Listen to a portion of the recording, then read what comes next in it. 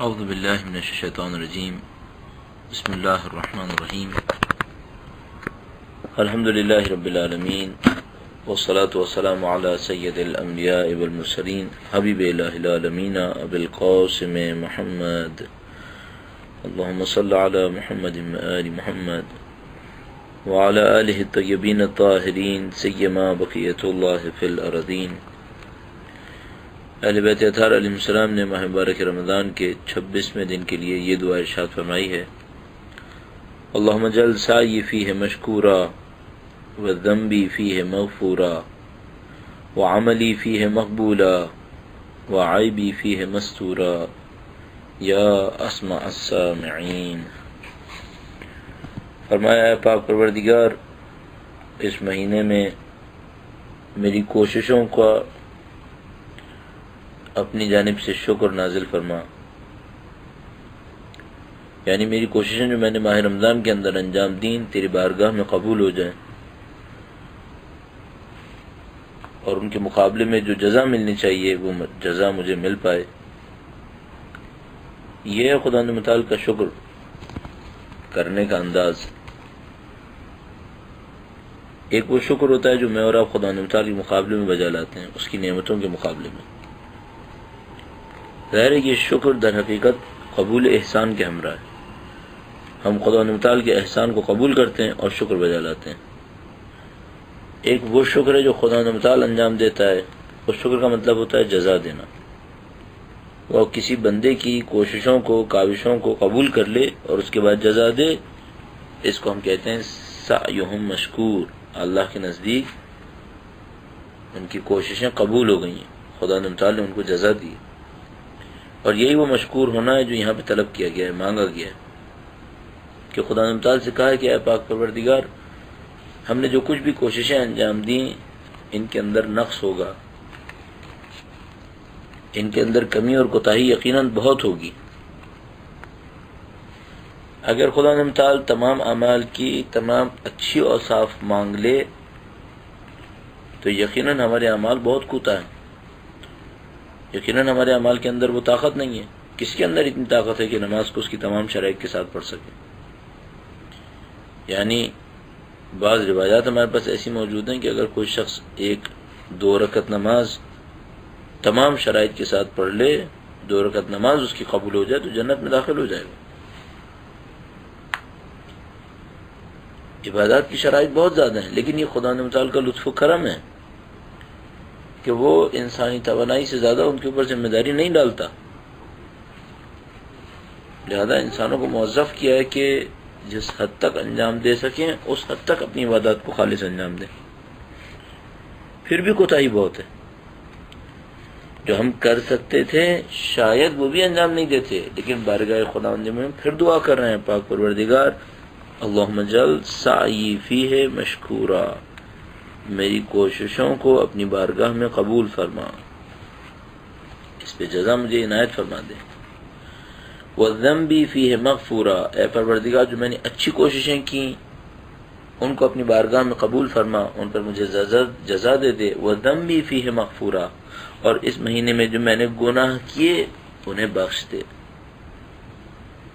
ایک دفعہ میں نے اچھی کوشش کی، جس کی شرائط کم تھیں، اس کے لیے میں نے کہا خدایا اسی کم کو مجھ سے قبول کر لے۔ کتنی خوبصورت وہ دعا ہے جو نبی اکرم نے تعلیم فرمائی ہے۔ وہ کوئی شخص جانکنی کے عالم میں، نزاع کے عالم میں ہے،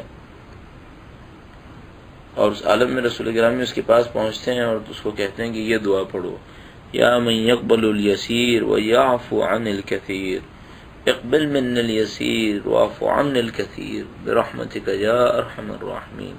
اے وہ جو کم اعمال کو قبول کر لیتا ہے اور کثیر گناہوں کو بخش دیتا ہے، میرے قلیل اعمال کو مجھ سے قبول کر لے اور میرے کثیر گناہوں کی مغفرت فرما۔ یہ بارگاہ احدیت ہے کہ ہم خدا متعال سے اگر حساب کتاب سود و زیاں کا فیصلہ کروانے لگیں تو پھر تو زیاں ہی زیاں ہے، نقصان ہی نقصان ہے۔ لیکن اس بارگاہ احدیت میں ہم کہتے ہیں کہ عاملنا بفضلک یا کریم ولا تعاملنا بعدلک یا رحیم، اے کریم اپنے فضل و کرم سے معاملہ فرما۔ بس فرمایا اللہم اجعل سعی فیہ مشکورا، اے پروردگار اس مہینے میں جو میری کوششیں ہیں، کاوشیں ہیں، گرچہ ناقصی کیوں نہ ہوں، انہیں اپنی بارگاہ میں قبول فرما۔ وذنبی فیہ مغفورا، اور اس مہینے میں میرے گناہوں کی مغفرت فرما۔ وعملی فیہ مقبولا، ایک دفعہ خدا متعال کسی کوشش اور کاوش کو اپنی بارگاہ میں قبول کرتا ہے، گرچہ میں انجام نہ دے سکا ہوں، کوشش کی میں نے، انجام نہ دے سکا۔ ایک دفعہ میں نے انجام دے دیا، میرا عمل انجام پا گیا، لیکن شرائط کے کم تھا۔ اہل بیت اطہار علیہ السلام نے دونوں کو اس دعا کے اندر شامل فرما لیا۔ فرمایا سعی فیہ مشکورا، کوششوں کو اپنے نزدیک قبول کر لے، عملی فیہ مقبولا، عمل کو بھی قبول فرما۔ ایک دفعہ خدا متعلق اپنی بارگاہ میں کسی عمل کو قبول کر لیتا ہے، اس کا درجہ کیا ہے؟ ایک دفعہ میں نے کوشش کی، محنت کی، اس پائے کی شرائط پہ نہیں تھا، خدا قبول کر لے اتنا کہ کہے یہ عمل میری بارگاہ میں قبول ہے۔ ایک دفعہ میں نے عمل انجام دیا ہے اور اس مقام تک پہنچ گیا جس مقام پر ایک خاص جزا لکھی ہوئی ہے۔ مثلا ایک حج قبول جنت کا سبب ہے، 2 رکعت نماز قبول ہو جائے اللہ کی بارگاہ میں جنت کا سبب ہے۔ لیکن یہ قبول کون سا قبول ہے؟ یہ وہ قبول ہے جو تمام شرائط کے ساتھ قبول ہے۔ ایک دفعہ خدا تعالیٰ جزا دے دیتا ہے، مثلا آپ نے دیکھا ہوگا بعض اعمال کے لیے لکھا ہے کہ اس عمل کے انجام دینے والے کو 1000 حج کا ثواب ملے گا۔ کون سے حج کا ثواب ملے گا؟ وہ حج جو معمولاً انجام دیے جاتے ہیں، جو لوگ انجام دیتے ہیں۔ ایک دفعہ فرماتے ہیں اگر حج قبول ہو جائے فلاں فلاں چیز کا ثواب ملے گا۔ ان دونوں میں فرق ہے۔ ایک وہ جو حج ہے جو ایک عام آدمی انجام دے اور تکلیف حج ساقط ہو جائے، بس اتنا ہے۔ ایک دفعہ میں ایک نماز پڑھتا ہوں، 2 رکعت نماز فجر کی پڑھ لی ہے، اب قضا پڑھنی ضروری نہیں ہے، لیکن یہ نماز معلوم نہیں قبول ہوئی ہے یا نہیں ہوئی ہے۔ کیوں؟ ممکن ہے توجہات نہیں تھی، ممکن ہے شرائط پوری نہ ہوئی ہو۔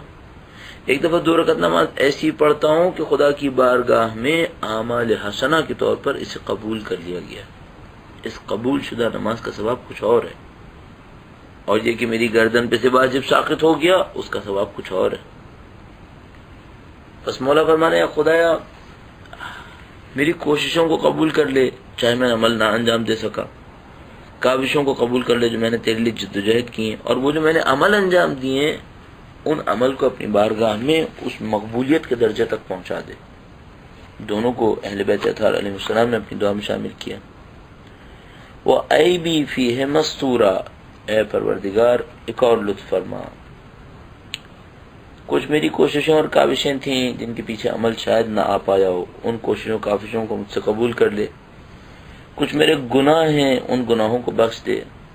کچھ میرے انجام دیے گئے اعمال ہیں، شرائط میں کم ہیں، انہیں اپنی بارگاہ میں قبولیت کے درجے تک پہنچا دے۔ اور کچھ میرے عیوب ایسے ہیں جو انسانوں کے سامنے آ جائیں تو میری عزت میں کمی ہو جائے گی پروردگار۔ کچھ میرے عیوب ایسے ہیں جو اگر بندے جان لیں تو نہیں معلوم میرے ساتھ کیا سلوک کریں گے۔ اے پروردگار عیبی فیہ مستورا، میرے عیوب کو، میری خامیوں کو، برائیوں کو لوگوں کی نظروں سے چھپا دے۔ خدا ستار العیوب ہے، عیوب، خامیوں اور برائیوں کو لوگوں کی نظروں سے چھپانے والا ہے۔ اس ستار العیوب سے درخواست کی گئی ہے خدایا میرے عیوب کو چھپا دے۔ اس کی وجہ یہ ہے کہ خدا بہت آسانی سے بخش دیتا ہے، لوگ تو نہیں بخشتے۔ بہت ساری چیزوں کا ہم خوف رکھتے ہیں خدا متعال سے، لیکن شاید اس سے زیادہ لوگوں کا خوف ہوتا ہے۔ پر وہ خدا بھی ایسا ہے کہ اپنے بندے کے عیوب کو دیکھ رہا ہوتا ہے، حلم کرتا ہے، صبر کرتا ہے۔ ایک بندے کے تجاوز کو دیکھ رہا ہے، لیکن اس بات پہ صبر ہے کہ شاید یہ بندہ واپس آئے۔ اور جیسے کہ روایات کے اندر لکھا ہے تعجیل وہ کرے جیسے فوت کا کوئی خوف ہو، جلدی وہ کرے جس کو کوئی خوف ہو کہ یہ کہیں چلا جائے گا، وقت ضائع ہو جائے گا، وقت نکل جائے گا. نہیں، یہاں وقت نکلنے کا معاملہ نہیں ہے. بندہ کتنا ہی ظالم باغی طاغی ہو جائے، خدا تعالیٰ جب چاہے گا سزا دے دے گا. بعض اوقات فرماتے ہیں انما نملی لہم لیزدادوا اثما، ہم نے مہلت دیتے ہیں اور گناہ کر لیں تاکہ عذاب سخت ہو. اتنی جرأت دکھائی خدا تعالیٰ کے مقابلے میں، خدا چاہتا ہے عذاب سخت ہو اور مہلت دے دیتا ہے.